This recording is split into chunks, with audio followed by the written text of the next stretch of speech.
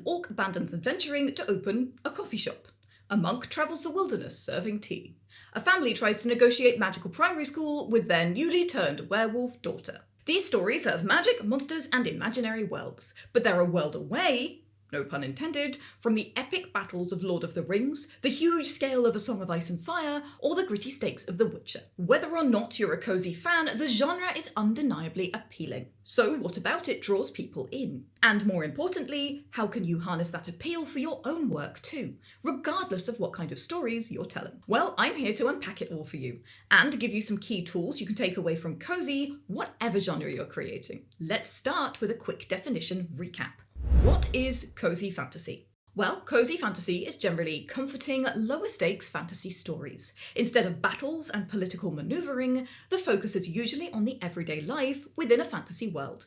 Think coffee shop owners and map makers rather than warriors and explorers. Some people think that cozy fantasy is just fantasy without a plot, but that's not true of well-written cozy fantasy.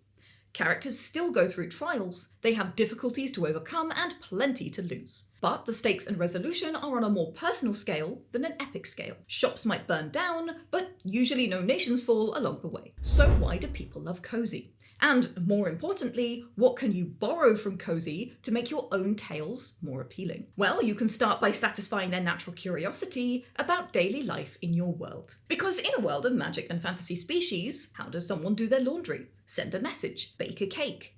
And how does that change between cultures? We know people find daily life fascinating.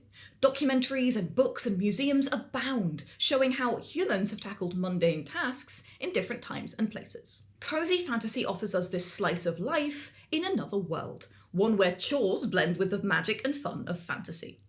Whether it's sentient sourdough starters, or magical map shops, or a pet dragon that keeps accidentally setting your rug on fire, audiences can connect with these elements because they feel familiar but fresh. But here's the thing, you can actually use these moments in any fiction. In A Wizard of Earthsea, Le Guin grounds us in Ged's culture through the minutiae of small tasks.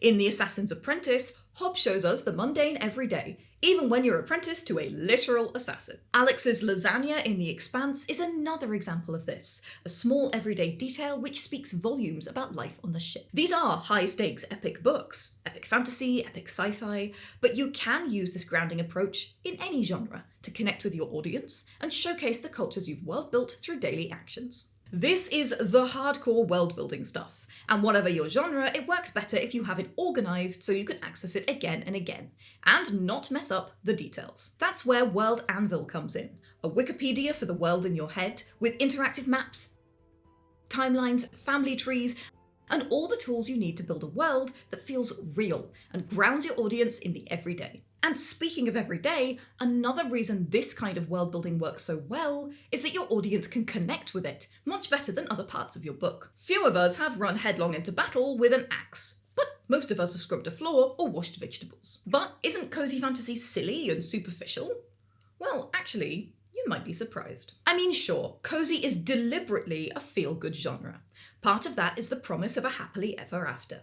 Not necessarily in the way you expect, and not for everyone, but happy enough. And of course the stakes, which we already talked about, are personal.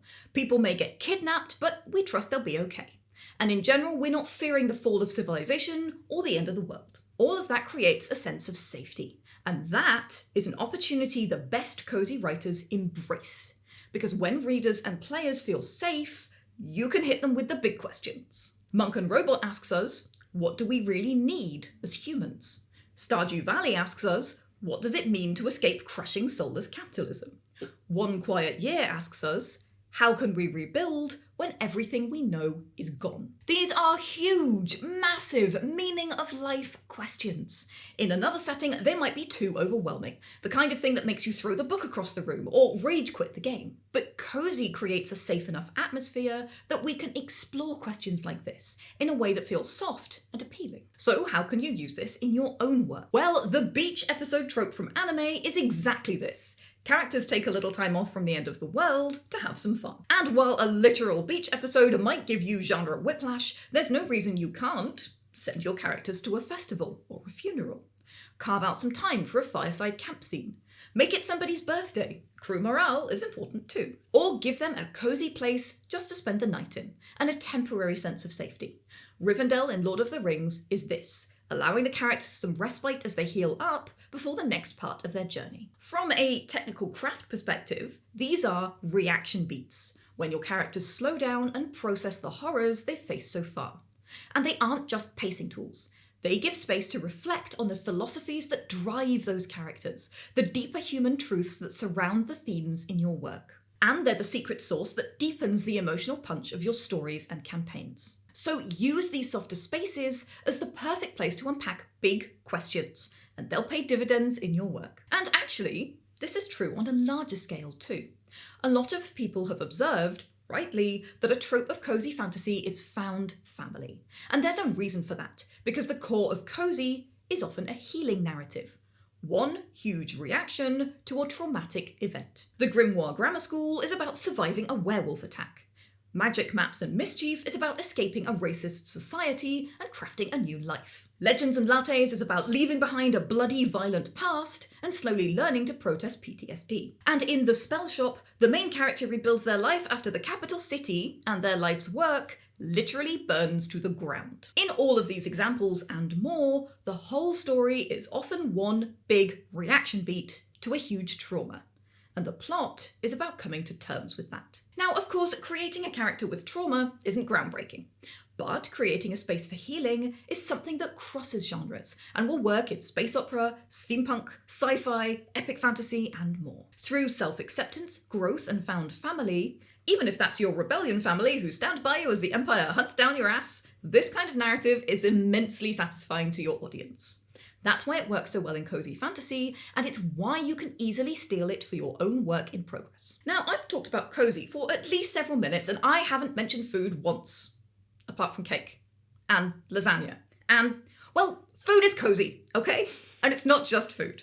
Cozy is famous for its pets, its soft furnishings, its warm spaces with flickering firelight. All of this speaks to a larger truth. Cozy fantasy is fantastic at hitting our pleasure buttons, things that are universally pleasurable to us because of the way we've evolved. It's a huge part of what makes cozy fantasy so appealing to a wide audience. And how do you steal this for your own work?